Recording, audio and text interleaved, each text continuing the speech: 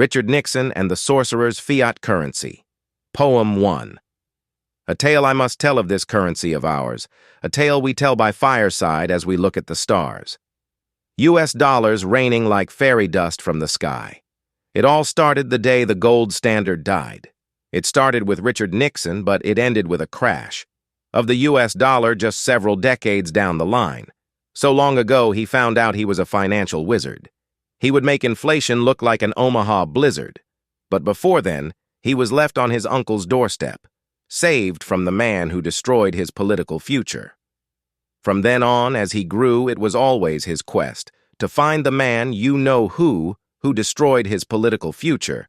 FDR left him there on the doorstep of his uncle, a defenseless child with no political future in front of him, defenseless against what was coming. So now he had to learn the ways of financial wizardry. What awaited him? Hogwarts, a school for the gifted. FDR, the headmaster, he had a knack for seizing gold. So he walked away but left a note with the boy of prophecy. He would one day be a powerful wizard, create money out of thin air, a feat no one had ever done, bound by no purpose, no definition or principle, like a happy leprechaun springing up into action. When Uncle Goldbug opened the door, who did he see but baby Richard on the floor, wrapped up in a basket, wrapped in blankets with care. A happy little baby with no care in the world, no idea about the forces surrounding his soul. But Uncle Goldbug raised little Richard as best as he could, teaching tradition and values. How to save for a rainy day, stories of people who had fortunes that were taken away. Richard learned more and more every day from the stories his uncle told him, a classical education. But one day when young Nixon, he had just turned 11, there came a letter at his doorstep. He rushed up and opened it. "You've been accepted to Hogwarts, School for Financial Wizardry. A place where you'll learn finances in a way that will change the world order, how to make money appear out of thin air, a bunch of magical contraptions and ever-shifting stairs." But his uncle took the letter knowing the danger that lay in taking that path. The world would have no turning back after embracing financial wizardry. But little Nixon was sad when his uncle said no, so he went and he cried. He went off on his own, to a place away from his uncle. He wandered the town, knowing he was destined for greatness. He wanted to make money appear as he gazed at the people with money, knowing he never wanted to work. You see, at this time, a person could live off any job and still have a living.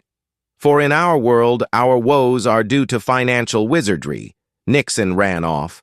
Like a boy on a mission, he ran till he found the school. And he demanded admission. At this school, you see, no parental permission is needed. Just a boy with a drive to not have to work. That was his vision. He looked at the castle, a place where he would learn scams dressed up as policy, stealthy magic spells.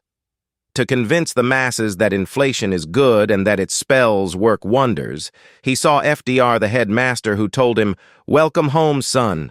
We've got lessons to teach you and lots of deals to make. Your future is bright. And here you don't have to be afraid.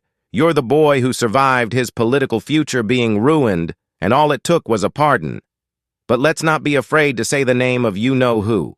We know his name. It's Satoshi Nakamoto. He's always been plotting to ruin our plans. So take your place next to your new classmates. It's almost time for the sorting ceremony. Which house will you enter? The bankers, the scammers, or the politicians? Take your seat next to Madoff and Vitalik, the founder of the security Ethereum.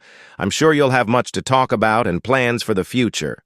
And with that, off went FDR to do his headmaster things, and Nixon smiled knowing he was in the best and bravest company. A group of people to bond with and go on financial adventures, scamming and pillaging, lying and inflating. The time came for the sorting. And Nixon sat there with the annoying hat on his head. It said, "Annoying things." But what did he care? Not scammers, he thought to himself. But to his joy, it was politicians. And Nixon slept all night thinking of the future, and all the spells he would make. Would be fun to wave his wand and money would appear. The more money, the better, he thought. Everyone will be rich, his mind filled with fictions, his mind filled with dreams. But not all dreams should be pursued. Not all dreams are good. Unstable foundation in a little world of blazing fire.